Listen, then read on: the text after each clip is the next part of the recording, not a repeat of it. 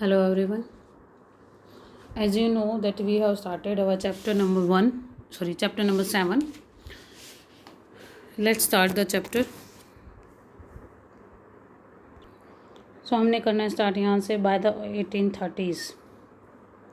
ठीक है, इससे पहले क्या थे कि भाई gave errors to the east, कि जो ईस्ट की जो हमारी स्टडी थी उसके अंदर जो एरर्स थे, जो कमियां थी, वो लोग अंग्रेज़ जो थे, कुछ क्रिटिक्स थे, वो उसकी आलोचना कर रहे थे कि भारत में इस तरह की स्टडी नहीं करवानी चाहिए, इस तरह की एजुकेशन नहीं देनी चाहिए.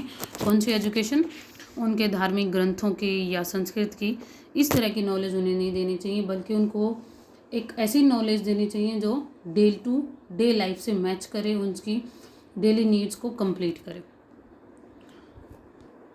By the 1830s the attack of orientalist became sharper. और 1830 तक ये जो ओरिएंटलिस्ट थे, यानी कि जो क्रिटिक्स थे, उनका जो अटैक था इस हमारे इस एजुकेशन सिस्टम पर, वो और ज़्यादा तेज हो चुका था. One of the most outspoken and influential of such critics of the time was Thomas Babington Macaulay. और उनमें से एक फेमस थॉमस बेबिंगटन मैकुले थे. उस टाइम के फेमस क्रिटिक्स थे वो. He so India as an uncivilised country that needed to be civilised. उन्होंने भारत को क्या ही बोल दिया कि that India is a uncivilised country है, जिसको पूरी तरह से सिविलाइज करना है. उन्होंने इंडिया को इस तरीके से देखा. No branch of eastern knowledge according to him could be compare to what England had produced. क्या कहते हैं वो कि हमारी जो ज्ञान है, हमारा जो नॉलेज है, यानी कि हमारे देश का जो ज्ञान था, जो नॉलेज थी, उसको इंग्लैंड के अंदर जो इंग्लैंड ने जो अपनी एजुकेशन जो बनाई है, जो प्रोड्यूस किया है, वो उसके साथ मैच हो ही नहीं सकती. यानी कि उसके अकॉर्डिंग इंग्लैंड की जो नॉलेज थी, जो ज्ञान था, वो बहुत ज़्यादा अच्छा था. Who could deny, declared Macaulay, that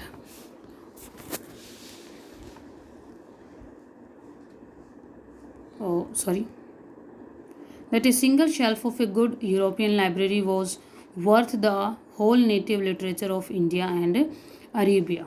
वो क्या कहते हैं कि भाई यूरोप की तो सिर्फ एक सिंगल लाइब्रेरी ही ज़्यादा बेटर है यहाँ के इंडिया के और अरब के लिटरेचर से. He argued that British government in India was stop wasting public money in promoting Oriental learning, for it was no practical use. वो क्या कहते हैं आगे कि भाई ब्रिटिश गवर्नमेंट को इंडिया के अंदर ये जो पब्लिकली जो पैसे वेस्ट कर रहे हैं, यानी कि उनकी स्टडी को, उनके ज्ञान को जो प्रमोट कर रहे हैं, इस ओरिएंटल लर्निंग को प्रमोट कर रहे हैं, वो उसे वेस्ट नहीं करना चाहिए, अपने पैसे को वेस्ट नहीं करना चाहिए, क्योंकि इस ज्ञान का कोई भी प्रैक्टिकल यूज नहीं है. With great energy and passion Macaulay emphasised the need to teach the English language. फिर मैकुले किस चीज़ पर प्रेशराइज करते हैं, एम्फेसाइज जोर डालते हैं अंग्रेज़ी, इंग्लिश को, इंग्लिश लैंग्वेज पर. ठीक है, वो चाहते थे कि भारत में भी इंग्लिश लैंग्वेज पढ़ाई जाए. He felt that knowledge of English would allow Indians to read some of the finest literature the world had produced.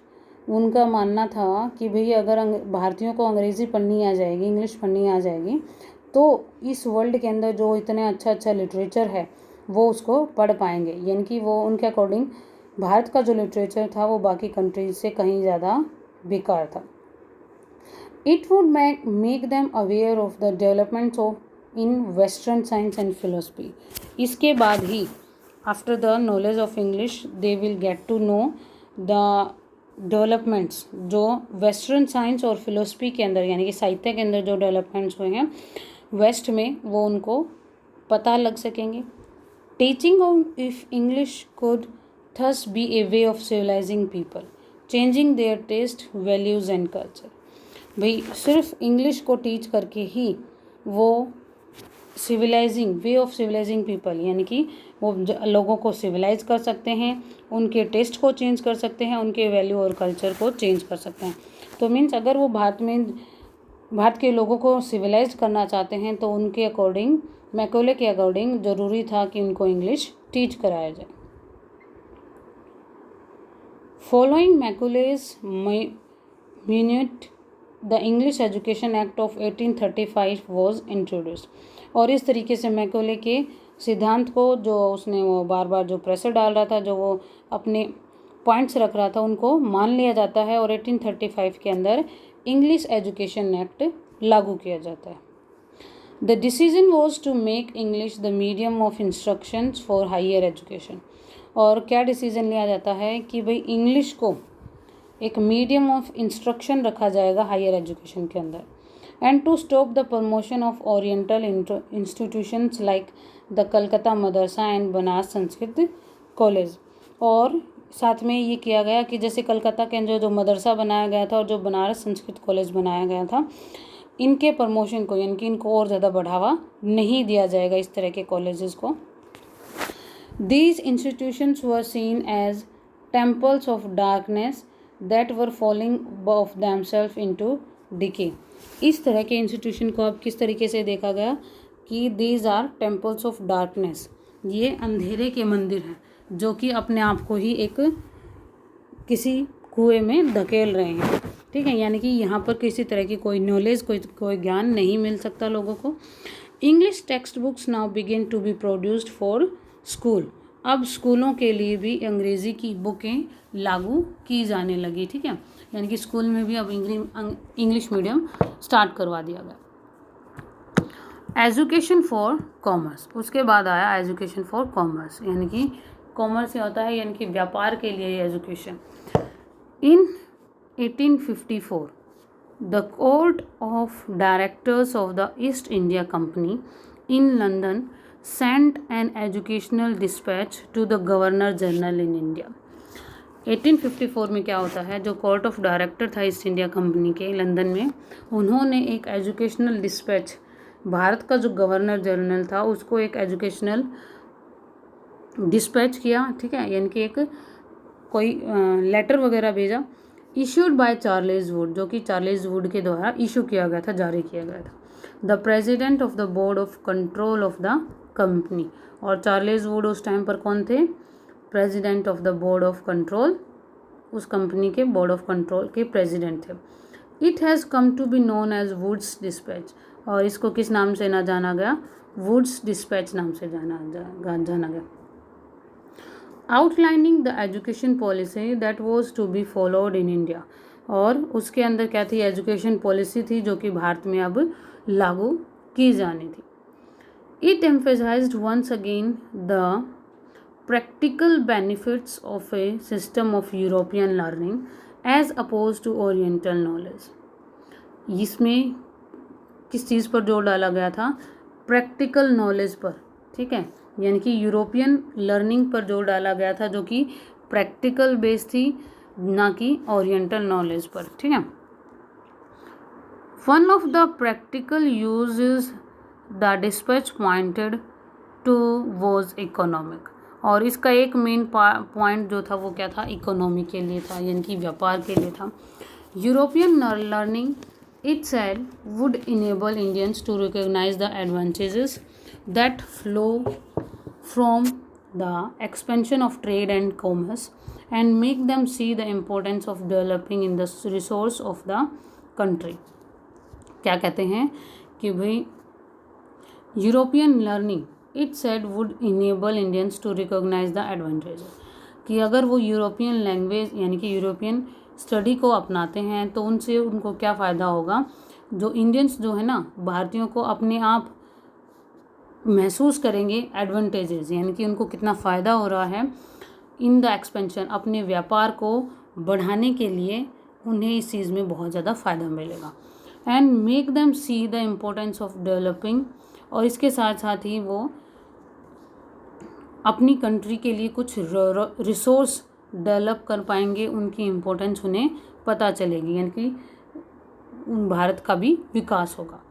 Introducing them to European ways of life would change their taste and desires. अब European lifestyle वहाँ पर introduce करने का एक और क्या मकसद था कि यहाँ के लोगों का जो टेस्ट है, जो डिज़ायर्स है, वो भी चेंज हो जाए। And create a demand for British goods, और साथ ही इसके साथ ही उन्हें ब्रिटिश सामानों की डिमांड वहाँ पर होगी लोगों के बीच में, यानी कि अगर जो वो यूरोपियन लाइफस्टाइल को अपना लेंगे, अडॉप्ट कर लेंगे, तो ये क्लियर था कि भाई ब्रिटिश सामान की यहाँ पर डिमांड बढ़ जाएगी। इससे क्या होगा, अंग्रेज़ों का फ़ायदा होगा, और वो सिर्फ अपना फ़ायदा देख रहे थे। For Indians would begin to appreciate and buy things that were produced in Europe। अब क्या होगा इससे कि भाई जो भारतीय जो हैं वो यूरोप की चीज़ों को अप्रिशिएट करेंगे, उनको खरीदेंगे जो कि यूरोप में बनाई जा रही थी। इससे यूरोप के जो कॉमर्स है, जो ट्रेड है, उसको फ़ायदा मिलेगा।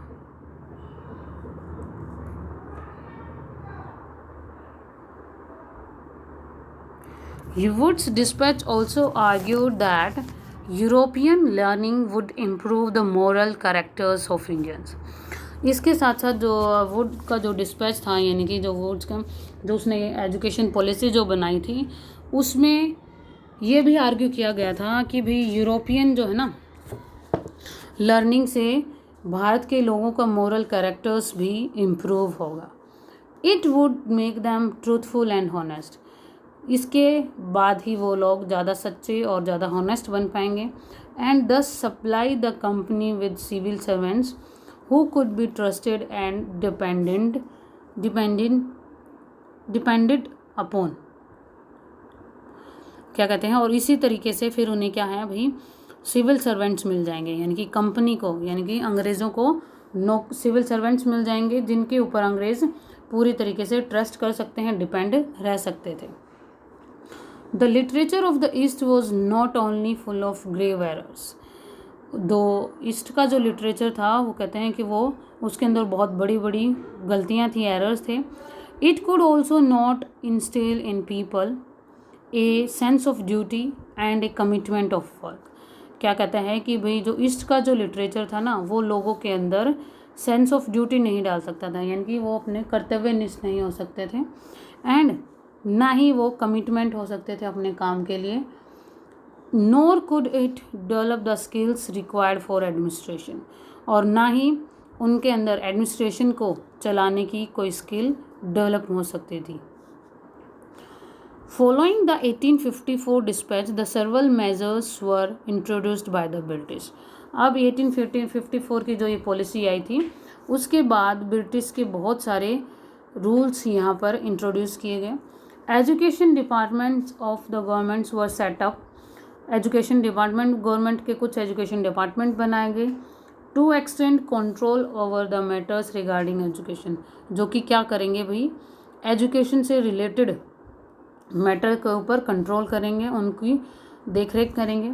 Steps were taken to establish a system of university education, और यूनिवर्सिटी एजुकेशन चालू करने की सोची गई, उसके लिए कदम उठाए गए। In 1857 while the sepoys rose in revolt in Meerut and Delhi, जब 1857 का जो विद्रोह हुआ था मेरठ और दिल्ली के अंदर, universities were being established in Calcutta, तो उस टाइम के दौरान कलकत्ता के अंदर यूनिवर्सिटीज़ वगैरह बनाई गई। मद्रास एंड मुंबई, कलकत्ता, मद्रास और मुंबई में, यानी कि यूनिवर्सिटी कब बनाई गई, 1857 में। Attempts were also made to bring about changes within the system of school education, और साथ में कोशिश की गई कि जो स्कूल एजुकेशन का जो सिस्टम था उसके अंदर भी चेंजेस लाए जाए। ठीक है, so the next part we will do in the next video. Till then stay home, stay safe and stay learning.